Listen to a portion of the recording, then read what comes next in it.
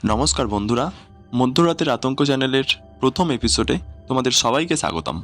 আজকের অডিওতে আমি একটা ভূতের গল্প শোনাবো।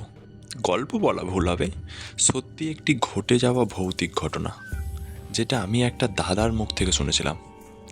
ঘটনাটা শুনে আমার খুব ভয় লেগেছিল, তাই ভাবলাম তোমাদের সঙ্গে শেয়ার করি। ভূত আছে কি নেই সেই সব তর্কে না গিয়ে ঘটনাটা শোনা যাক। ঘটনাটা 3-4 বছর আগে আমার দাদাদের সঙ্গে দীঘার এক হোটেলে ঘটেছিল। আমার পাড়ার এক দাদা ও তার 2 বন্ধু গরমের ছুটি কাটাতে দীঘায় ঘুরতে গিয়েছিল। তারপর তারা রুম ভাড়া নেওয়ার জন্য অনেক হোটেলেই যায়, কিন্তু কোনো হোটেলে রুম খালি নেই বা কোনো হোটেলে রুম ভাড়া অনেক বেশি। এইভাবে ঘুরতে ঘুরতে তারা এক হোটেলে পৌঁছায়। সেই হোটেলের রুমের বর্ণনা শুনে মনে হচ্ছিল যে ভাড়াটা হয়তো একটু বেশিই হবে, কিন্তু তারা অনেক কম ভাড়ায় রুমটা পেয়ে যায়। এবার বাঙালিরা কি বলতো, সস্তায় একটু খাবার বা সস্তায় রুম ভাড়া পেলে আর কি চাই। এবার ওরা যেহেতু অনেকটা জার্নি করে এসেছে, সেহেতু টায়ার্ড হওয়াটা স্বাভাবিক, তাই তারা খুব তাড়াতাড়ি ঘুমিয়ে পড়ে। তারপর হঠাৎ ভয়ানক একটা আওয়াজে তাদের ঘুম ভাঙে। তখন ওই রাত 12টা মতন বাজে।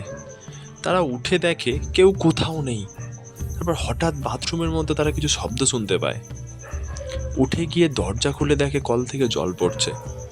স্বভাবতই তারা একটু অবাক হয়ে যায়, কিন্তু অত বেশি চিন্তা ভাবনা না করে ক্লান্ত থাকার জন্য তারা কল বন্ধ করে রীতিমতো আবার শুয়ে পড়ে। কিন্তু তারপরেই ঘরের মধ্যে কিছু অস্বাভাবিক ঘটনা ঘটতে শুরু করে। যেমন হঠাৎ করে জানালা দিয়ে দমকা হাওয়া প্রবেশ করে ঘরের মধ্যে, পাখা চলতে শুরু করে, বাইরে কারো পায়ের আওয়াজ শুনতে পাওয়া যায়। তখন তারা এসব দেখে ভীষণ ভয় পেয়ে যায়। তাদের তখন কি করা উচিত বা কী করা না উচিত এসব কিছুই তখন তারা বুঝতে পারছে না। তখন তারা এবার কী করে না, পালাবার সিদ্ধান্ত নেয়। কিন্তু আশ্চর্য ব্যাপার, দরজা বাইরে থেকে বন্ধ, তারা কোনোভাবেই খুলতে পারছে না।